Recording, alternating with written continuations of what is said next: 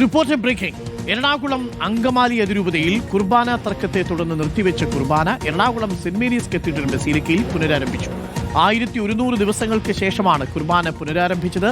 ജനാഭിമുഖ്യ കുർബാനയാണ് അർപ്പിച്ചത്. സജോയുണ്ട് കൂടുതൽ വിവരങ്ങളുമായി.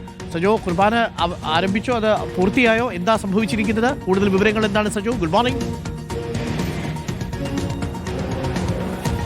Doctor Arunkumar, very good morning. രാവിലെയാണ് കുർബാന, അത് പൂർത്തിയായിട്ടുണ്ട്. ആളുകളെല്ലാം മടങ്ങുകയും ചെയ്തിട്ടുണ്ട്. അതായത് ഇതിന്റെ ഒരു സവിശേഷത, എറണാകുളം അങ്കമാലി അതിരൂപതയിലെ കുർബാന തർക്കം വലിയ തോതിൽ ചർച്ചയായിരുന്നു. പലയിടങ്ങളിലും അത് വലിയ ക്രമസമാധാന പ്രശ്നവുമായിരുന്നു. എന്ന് മാത്രമല്ല, എറണാകുളം അങ്കമാലി അതിരൂപതയുടെ കത്തീഡ്രൽ ദേവാലയമാണ്, അല്ലെങ്കിൽ ബസിലിക്ക ദേവാലയമാണ്, ആസ്ഥാന ദേവാലയം എന്ന് വിളിക്കാം. അങ്ങനെ ഒരു പള്ളിയിൽ കഴിഞ്ഞ 1100 ദിവസമായി കുർബാന മുടങ്ങിക്കിടക്കുകയായിരുന്നു, നടന്നിട്ടില്ല. അതുകൊണ്ട് പ്രത്യേകിച്ച് എന്തെങ്കിലും പ്രശ്നമുണ്ടോ എന്ന് ചോദിച്ചാൽ അത് മറുപടി പറയേണ്ടത് വിശ്വാസികളാണ്. പക്ഷേ എങ്കിൽ പോലും തർക്കത്തെ തുടർന്നാണ് അവിടെ ഈ കുർബാന മുടങ്ങിക്കിടന്നത്.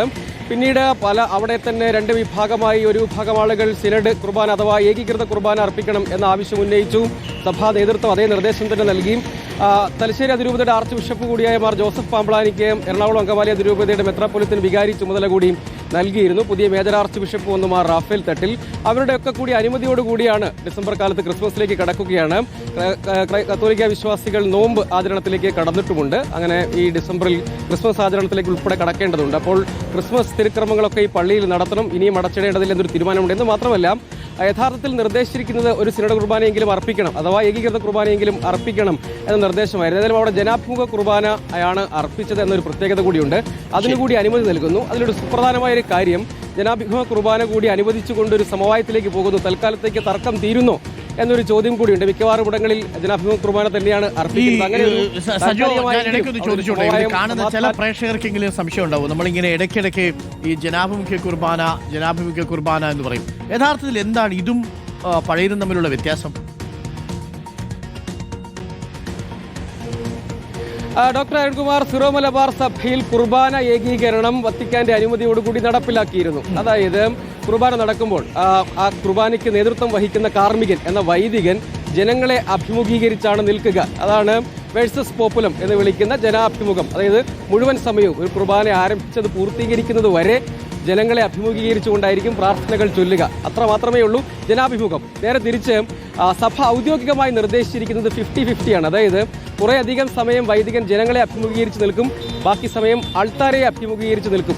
ഇതാണ് സിനഡ് നിർദ്ദേശിക്കുന്ന ഏകീകൃത സഭ, സിറോ മലബാർ സഭ നിർദ്ദേശിക്കുന്ന ഏകീകൃത കുർബാന. ഇതിനെ ചൊല്ലിയാണ് ഇതിൽ ദൈവശാസ്ത്രപരമായി, കാരണം ഒരു വിഭാഗം ആളുകൾ നേരത്തെ ആഡോറിയൻ്റമായിരുന്നു, അഥവാ മുഴുവൻ സമയം അൾത്താര അഭിമുഖമായി കുർബാന ചൊല്ലുക എന്നതായിരുന്നു.